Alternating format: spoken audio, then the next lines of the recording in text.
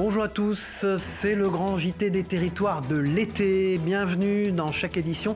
Nous vous proposerons les meilleurs reportages magazines de cette saison. Voici d'ailleurs le tout premier reportage de ces éditions. Le patrimoine scientifique se préserve. Ici, à la Fac des Sciences, un accélérateur de particules a été recréé, un peu comme un décor de Jerry Anderson dans Cosmos 1999, sur le modèle de celui qui a été utilisé ici pendant de longues années. Cet accélérateur, il a été utilisé à l'université de 1985 au début des années 2000 et ensuite il a été sauvegardé et il est symbolique, cet accélérateur, parce que c'est le premier instrument qui a été sauvegardé au titre de la mission de sauvegarde du patrimoine de l'université de Limoges. Dans le cas de l'accélérateur de Limoges, on va plutôt accélérer des ions, c'est-à-dire des atomes auxquels on va enlever un électron ou plusieurs. Et donc ces particules chargées, on va les accélérer et avec une certaine vitesse, elles vont pouvoir pénétrer dans la matière et changer les propriétés physiques. Et sur le campus, juste à côté de la reproduction de l'équipement, une fresque de vulgarisation scientifique réalisée par un enseignant-chercheur, doublé d'un illustrateur. Je faisais une thèse sur la physique-chimie des matériaux et donc on travaillait sur des matériaux qui devaient être irradiés par cet accélérateur de particules. Alors précisément, on envoyait des ions sur les matériaux. C'était un implanteur ionique, donc les ions arrivaient à très grande vitesse sur le matériau, pénétraient la matière et transformaient la matière pour en faire des semi-conducteurs. J'ai toujours un peu dessiné, mais c'était un hobby, je dessinais, je faisais un peu de peinture, mais donc j'ai fait mes études, je suis devenu enseignant-chercheur à l'université de Limoges et donc je suis professeur de physique-chimie. J'ai développé des recherches à la faculté de pharmacie parce que j'ai un poste à la faculté de pharmacie. Et il y a 3 ans, 4 ans à peu près, j'ai eu envie de mélanger les deux. J'avais envie d'aller un peu plus loin en dessin et d'utiliser le dessin pour faire de la vulgarisation scientifique et parler au plus grand nombre. Les travaux menés avec ce type d'appareil ont permis bien des évolutions technologiques, notamment dans la diminution de la taille de certains composants électroniques. Et par exemple, pour faire un très bon contact entre ces petites parties de composants et les lignes, les bus qui alimentent ces composants, eh bien on va faire de l'implantation ionique et on va doper en surface ces matériaux-là pour faire des très très bons contacts. Ça, c'est peut-être le plus grand apport aujourd'hui de l'implantation ionique. J'ai toujours aimé faire ça. Dès ma thèse, j'avais raconté ma thèse sous la forme des aventures de Tron l'électron qui discutait avec les gens du laboratoire. Donc j'avais toujours envie de me lancer là-dedans et il fallait à un moment ou un autre prendre du temps et consacrer du temps pour s'y lancer. C'est ce que j'ai fait et j'aime vraiment faire ça. J'aime construire les histoires, les scénarios pour que ce soit accessible à tout le monde.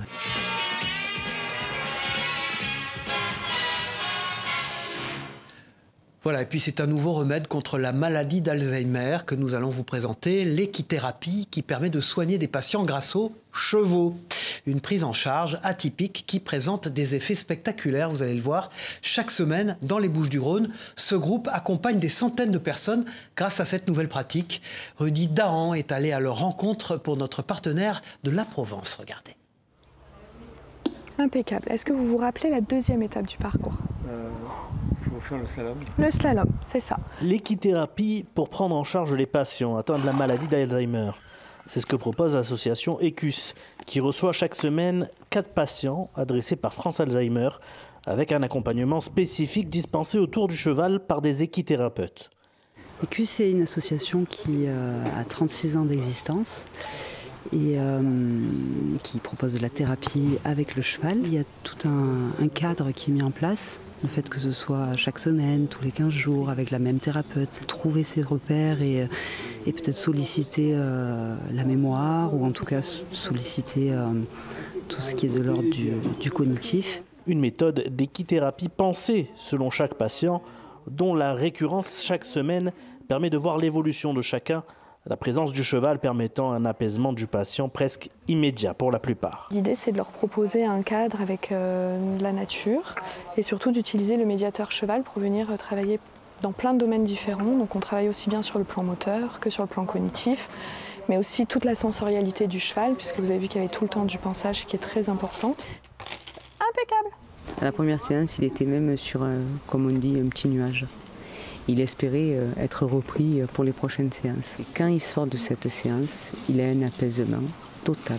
Chaque semaine, ce sont près de 300 patients atteints de différents troubles physiques et ou psychiques qui bénéficient de l'accompagnement des CUS, un moment devenu presque indispensable pour la plupart des personnes qui se présentent aux séances de l'association.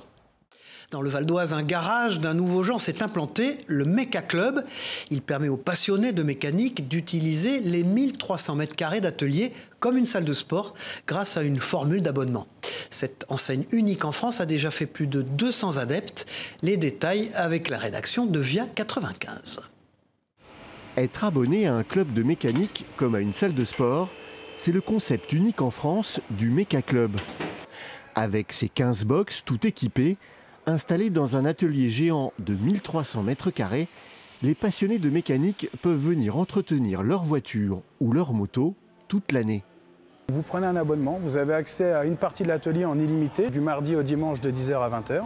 Donc tout ce qui est machine à pneus, équilibreuse, banc de géométrie, valise diagnostique, espace de travail partagé, ça c'est illimité.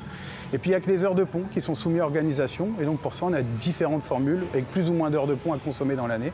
Et ça permet de répondre à tout type de projet, que ce soit des petites réparations, des grosses réparations, de la restauration de véhicules, de la préparation de véhicules pour le circuit. Voilà, on est capable de tout faire. Pour moins de 30 € par mois pour une voiture et 20 € pour une moto, le Méca Club est surtout un lieu d'échange et de partage autour de la mécanique, destiné à tous les passionnés, quel que soit leur niveau. 90% de nos clients, c'est des novices. Pour la plupart, ils n'ont même jamais encore monté un véhicule sur un pont. Donc on leur apprend à mettre déjà un véhicule sur un pont en sécurité et ensuite de faire des vidanges, des plaquettes. L'autre niveau, c'est les pneus, la géométrie. Et puis on avance comme ça, step by step. Comme dans une salle de sport, on a des coachs, donc ils sont 4, et du coup, ça permet de les accompagner dans tout ce qui est ensuite distribution, voilà, embrayage. Voilà. Le but, il suffit d'avoir l'envie, et ensuite, c'est du temps, de la patience, et puis du plaisir, en fin de compte, tout simplement. Venir au Méca Club pour le plaisir, c'est le cas de Thierry, un ancien mécanicien auto. Tout le monde se donne un petit peu des ficelles, hein. On ne connaît pas spécialement toutes les voitures par cœur, donc il y a toujours des gens qui ont rencontré des galères et qui connaissent, quoi. Donc tout le monde s'échange et puis voilà, on se fait des petits repas de temps en temps entre nous, voilà, c'est sympa. Avec plus de 200 membres ici à Saint-Ouen-l'Aumône, le concept de self-garage connecté est en plein boom. Anthony souhaite lancer 2 nouveaux projets de Méca Club dans le sud francilien et à Bordeaux. Allez, pour ceux qui aiment le monde automobile et son histoire, vous serez probablement intéressé par cette idée venue de la Sarthe. Réaliser un jeu de piste sur l'histoire des 24 heures du Mans, une forme de chasse au trésor modernisée grâce à l'aide de vos portables. Objectif, rallier 7 points le long de la boucle pour accéder à une cache mystère. Les précisions avec ce sujet d'Anthony Piton pour LMTV de Sarthe. Gabriella et Héloïse sont des chasseuses de trésors d'un nouveau genre. Leur mission, remplir leurs cartes avec les indices qu'elles vont trouver dans des endroits géolocalisés, dans une application connectée. C'est à côté de la poste, c'est indiqué sur l'application. Ça s'appelle le géocaching et l'activité compte de plus en plus d'adeptes. Je pense qu'il y a des indices. Ouais. Ça permet de faire une activité sous le soleil, donc voilà, de se lever de bonne heure et de partir à l'aventure. L'aventure aujourd'hui les conduit sur la route du circuit de la Sarthe.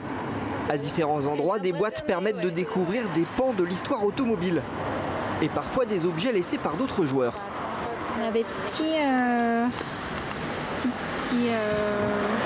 souvenirs des gens qui ont trouvé la boîte. Bon courage. Il faut bien avoir un GPS, je pense une carte au pire pour la trouver. Et une fois qu'on la trouve, c'est une sensation d'avoir accompli quelque chose. Cette balade connectée a été imaginée par Émilie Gervais. L'itinéraire reprend celui du Grand Prix automobile de France qui s'est couru entre 1911 et 1913. compilé toute la presse sportive de l'époque, l'auto, la vie au grand air. On a récupéré des dizaines et des dizaines de photos. On va découvrir un accident de voiture, un des premiers accidents en fait sur le circuit. On va apprendre aussi les différentes marques de l'époque, puisque en fait il y avait déjà Peugeot, mais il y avait énormément de voitures qui n'existent, enfin de marques automobiles qui n'existent plus aujourd'hui. Pour jouer, il suffit de télécharger l'application Geocaching ou de se procurer la carte papier dans les offices de tourisme. Comptez 3h30 pour terminer le parcours. C'est une épice qui vaut de l'or. Comptez 30 000 € pour 1 kilo de safran. Et c'est à 500 mètres d'altitude, au pied du mont Canigou, dans les Pyrénées-Orientales, que pousse le Crocus sativus. Cette fleur contient un pistil qui deviendra du safran. Cueilli à la main, il faut aller très vite, vous allez le voir. Pour Via Occitanie, Isaac Barry est allé à la rencontre de Laurent et de sa femme, safraniers depuis 2011.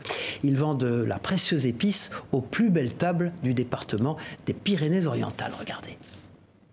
C'est dans une safranière nichée à 500 mètres d'altitude, au pied du Canigou, que pousse le Crocus sativus. Cette fleur contient du pistil qui deviendra safran. Cueilli à la main, il faut aller très vite. C'est une course contre la montre. Très vite, cette fleur doit être travaillée. C'est la fleur du jour. Donc vite, on va la ramasser. Vite, l'émonder, c'est-à-dire prélever le pistil. Vite, la sécher, la conditionner en bocaux et la laisser maturer 2 mois avant de pouvoir la consommer. Une fleur contient un seul pistil. Il ne nous faut pas moins de 200 pistils pour produire 1 gramme de safran sec pur. Safranier depuis 2011, Laurent et sa femme distribuent les plus belles tables du département des Pyrénées-Orientales. L'épice vaut cher, comptez 30 000 € pour 1 kilo. C'est pour ces bienfaits médicinaux qu'il vaut de l'or. Voilà, c'est cette lecture qu'il faut avoir. C'est pas moi qui le dis, c'est toutes les grandes civilisations depuis l'époque pré-assyrienne. Civilisation d'Europe, Nord-Afrique, Asie et Occident, Moyen-Orient et Extrême-Orient. Une fois récoltée, vient l'étape cruciale de l'émondage. La fleur de crocus, je vais aller la saigner, l'ouvrir avec l'ongle, évidemment séparer le pistil et aller le couper dans le jaune pour éviter tout déchet végétal. Le futur safran, ce sera les 3 fils rouges. Une phase qui est longue, l'émondage de la fleur met 5 fois plus de temps que la cueillette. Après, les pistils sont séchés et mis en bocaux pour les laisser vieillir et devenir safran. Naissant, il va être assez rond, fruité, sucré, très jeune, plus apte à de la pâtisserie. On va laisser passer quelques années, par exemple 2-3 ans, 4 ans, 5 ans, et il pourra convenir sur du poisson, comme un vin, exactement. La France produit une dizaine de kilos d'or rouge par an. Au XIXe siècle, le pays était l'un des principaux producteurs mondiaux de safran, avec plus de 30 tonnes chaque année. Voilà, si vous découvriez votre région vue du ciel, l'idée forcément séduisante se développe près du Mans, où il est désormais possible d'accéder à la pratique du coavionnage, grâce à une plateforme d'ailleurs Internet. Des balades aériennes à réserver seules ou à plusieurs, les précisions avec ce sujet de Florian Wozniak et d'Enzo Maubert pour LMTV Sarthe. Exceptionnellement, nous quittons le département pour nous rendre dans l'Orne, à l'aérodrome de Mortagne-au-Perche, situé à 25 km au nord de Mamers. Depuis 1 an, l'aéroclub a intégré une plateforme de co-avionnage, Wingly, et propose ainsi une nouvelle offre de voyage. Avant, et encore aujourd'hui, on fait des petits vols d'initiation, mais ils sont limitants. Il y a des limites de temps et des limites de distance. Avec Wingly, on a la possibilité, en frais partagés, avec un pilote nommé par l'Aéroclub, de faire des vols quasiment sans limite de temps, sans limite de distance. C'est tout à fait faisable, possible. Comptez environ 4 heures d'autonomie pour une vitesse de croisière à près de 200 km/h. Pour un vol dans ce quadriplace, le montant s'élève à 195 € par heure, des frais partagés entre les passagers et le pilote. Ça nous donne quasiment le nord de la France et une partie de la Bretagne. Et si on descend, on peut aller pareil presque jusqu'à Bordeaux. L'itinéraire de vol est donc à la carte du client. Sur Wingly, on est obligé de mettre donc une destination, des objectifs. Mais finalement, en fait, je m'adapte à ce que veulent les gens, en fait. eux, s'ils ont une destination, moi je vois si c'est possible, et puis donc je prépare le vol en conséquence. J'ai emmené des gens qui voulaient survoler des lieux de leur enfance, voilà, donc au niveau du Perche, et on est revenu un peu sur voilà, des lieux qui n'étaient pas touristiques, mais en tout cas qui étaient des lieux personnels, un petit peu intimes. Pour réserver l'un de ces vols personnalisés avec le pilote Arnaud, rien de plus simple. Il vous suffira de vous connecter sur la plateforme wiggly.io et d'y entrer votre date de départ ainsi que le lieu du décollage. Et puis direction le Grand Est dans ce journal avec ce petit coin de paradis. En 40 ans, ce couple passionné de botanique a transformé son terrain en un véritable jardin exotique. Ensemble, ils cultivent des centaines de plantes venues des 4 coins du monde. Et l'endroit est si joli qu'il est régulièrement ouvert au public. Regardez cette visite guidée que nous propose Gueltas Philippe de notre partenaire Puissance TV sur place. Depuis qu'ils se sont installés ici, ils chérissent leur bout de terre de 2500 mètres carrés. Mon père, il faisait paître des animaux. 2 extensions plus tard, le terrain d'aujourd'hui, 7000 mètres carrés, est nettement plus fourni, le résultat de 40 ans de passion libératrice. Ça m'a aidé dans ma vie, ça a été mon jardin a été mon sauveur dans mon parcours de vie. C'est apaisant, c'est créatif aussi, voilà. Ça, ouais. Et puis ça ressource. L'occupation de fin de semaine est devenue avec l'âge une passion pour laquelle il ne compte plus les heures ni même les kilomètres. Ce boulot que vous avez là, qui est présent là, on est allé le chercher à Bourg-en-Bresse. On a quand même fait 700 km aller-retour pour aller chercher un arbre. Parce qu'on ne le trouvait pas ici. Donc c'est question d'écorce. De toucher. Quand on le touche, il est très doux. Le couple de retraités est rapidement devenu expert en botanique, captivé par la flore de toute la planète, comme ce conifère d'Amérique latine. Leur jardin, ouvert à la visite depuis 2001, est aussi pensé comme un lieu d'échange et de partage. D'avoir ouvert le jardin public, surtout ceux qui maintenant qui est passionné, c'est qu'on en tire des choses. On en tire des informations. Et on donne des informations. Et des relations aussi. Et des relations. Oui. On a des gens qu'on n'aurait jamais rencontrés en France, qu'on rencontre aujourd'hui. L'association que le couple a fondée permet à Françoise et Alain de vendre les boutures de certaines plantes rares et ainsi transmettre leur passion du jardin. Tout à fait autre chose à présent. Connaissez-vous la renouée du Japon? Cette plante exotique, venue comme son nom l'indique du Japon, est considérée à juste titre comme invasive. Là où elle s'implante, rien ne lui résiste et surtout pas la flore locale. En Savoie, le Conservatoire d'espaces naturels a entrepris des travaux pour la supprimer et ainsi réhabiliter l'habitat des espèces sauvages. Les précisions d'Agathe Crinchamp pour la chaîne 8 Mont-Blanc. Entre 2 cailloux, elle repousse déjà. Introduite en Europe en 1847, la renouée du Japon est l'une des pires plantes envahissantes de la planète. Ici, au plan d'eau des Hurtières, une nouvelle zone de 1000 m² de terrain a été excavée pour éradiquer l'espèce invasive. C'est ce qu'on appelle une peste végétale, donc elle va complètement supprimer toutes les autres plantes. Elle a aussi des pouvoirs chimiques au niveau du sol qui empêchent les autres plantes de pousser. Des travaux entrepris dans le cadre du projet Restalp. Une application a même été développée pour signaler la présence des plantes exotiques envahissantes. Objectif, détecter leur dynamique d'expansion. Avec cette appli, on peut reconnaître et enregistrer la présence d'espèces exotiques envahissantes, des plantes qui arrivent des pays lointains. Véritable colonisatrice, la renouée du Japon prend la niche écologique d'autres espèces, synonyme de perte de biodiversité. Exemple avec cette orchis punaise, espèce protégée au niveau national. La renouée du Japon menace son existence sur la plaine des Hurtières. Et en Savoie, ce n'est pas le seul endroit qu'elle a envahi. Elle a été beaucoup amenée dès lors qu'il y a eu des travaux d'élargissement de voiries, des travaux de canalisation. Et souvent, on l'a colportée d'un endroit vers un autre. Ce qui fait qu'on la trouve depuis les bordures du lac du Bourget jusqu'à 1500 mètres d'altitude. J'en ai vu il n'y a pas longtemps dans les Bauges. L'idée pour nous, c'est de ne pas l'enlever partout parce que c'est peine perdue. C'est essayer sur des milieux vraiment riches où il y a des enjeux de biodiversité de pouvoir progressivement lutter contre la renouée et aussi améliorer les milieux naturels. Située sur un espace Natura 2000, une partie de ce plan d'eau est donc dédiée à la préservation de la nature. Un usage à concilier avec l'accueil des baigneurs, car c'est aussi le 3e lac le plus fréquenté de Savoie. Les rhizomes qui comportent les racines des renouées ont justement été enfouis dans le lac pour être noyés, ce qui permettra à terme de renouer avec la flore naturelle du lieu. Certains l'appellent l'incarnat, connu et reconnu pour ses qualités dans le monde entier. Le marbre rouge du Languedoc orne certains des plus beaux édifices du monde. La basilique Saint-Pierre de Rome ou le château de Versailles en est composé. Ce marbre unique et précieux est extrait de la montagne noire de l'Aude, un site étonnant et titanesque dans lequel nous emmène Anne-Sophie Pellegrini pour la rédaction de Via Occitanie. Regardez ce reportage.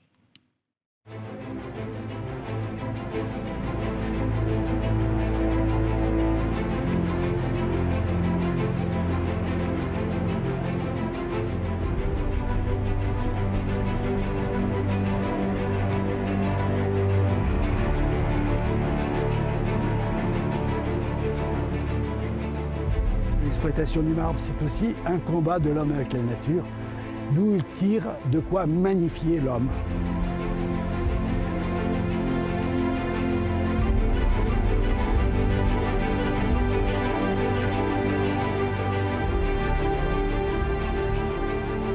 Nous sommes sur le plateau des Terralbes, sur le piémont minervois de la Montagne Noire dans l'Aude.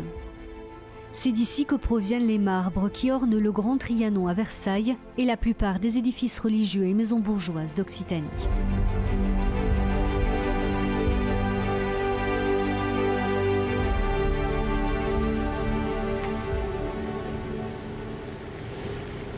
Cette carrière est exploitée par la société Cyrnos. Chaque année, Antonio et son équipe extraient de la roche 10 000 tonnes de marbre. Chaque bloc pèse à lui seul près de 800 tonnes. Un travail titanesque réalisé à l'aide d'une scie longue de 3 mètres permettant de désolidariser la roche du sol.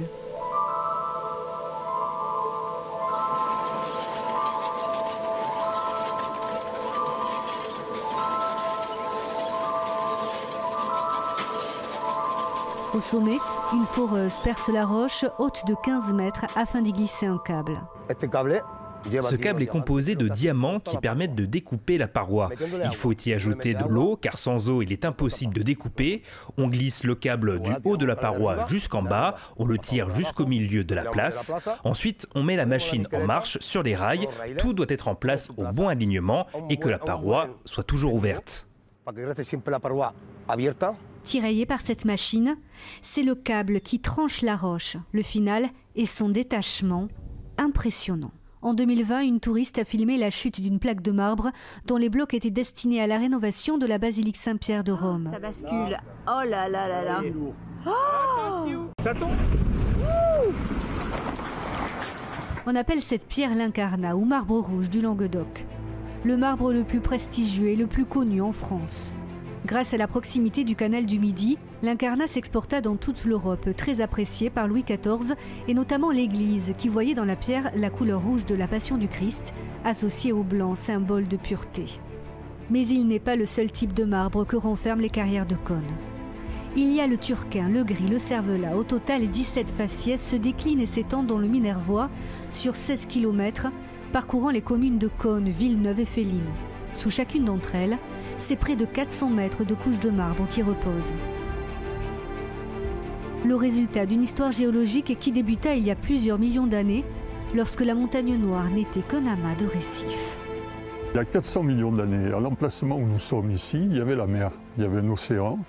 On a des sédiments carbonatés qui se déposent très lentement, millimètre après millimètre. C'est des coraux, des massifs de coraux, comme en bordure actuellement la barrière de corail au large de l'Australie. Petit à petit, ces fossiles et ce matériau va se transformer en roche. C'est ce qu'on appelle la diagénèse. Et si vous voulez, ça va prendre du temps. Ensuite, la tectonique des plaques qui s'est mise en place il y a 300 millions d'années, ces sédiments vont être broyés, contournés, chahutés. Et disons qu'au bout du compte, on a le marbre.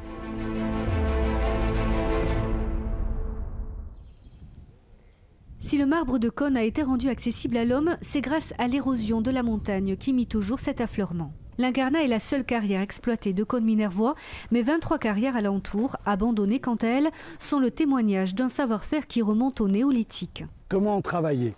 D'abord, la roche est inclinée naturellement. Et dans la roche, il y a des lits supplémentaires. Des lits qui sont dus à la sédimentation. À certains moments de la sédimentation, du sable ou de l'argile ou un autre minéral s'est déposé et a provoqué une rupture de continuité entre les lits. Et c'est là l'œil de notre carrier, c'est de trouver l'emplacement où taper pour décoller la roche. On est, vous voyez comme ça se décolle là, à cet endroit-là, c'est une autre faille. Il suffit d'un coup de marteau ou de burin pour que la pierre se décolle. Derrière chaque trace, il y a un marteau, un burin, un geste gravé dans la pierre pour les siècles. Les marbrières de Caunes-Minervois sont en accès libre. Des visites sont organisées par l'association des marbrières de Cônes sur réservation auprès de l'Office de tourisme Grand Carcassonne, antenne de Caunes-Minervois.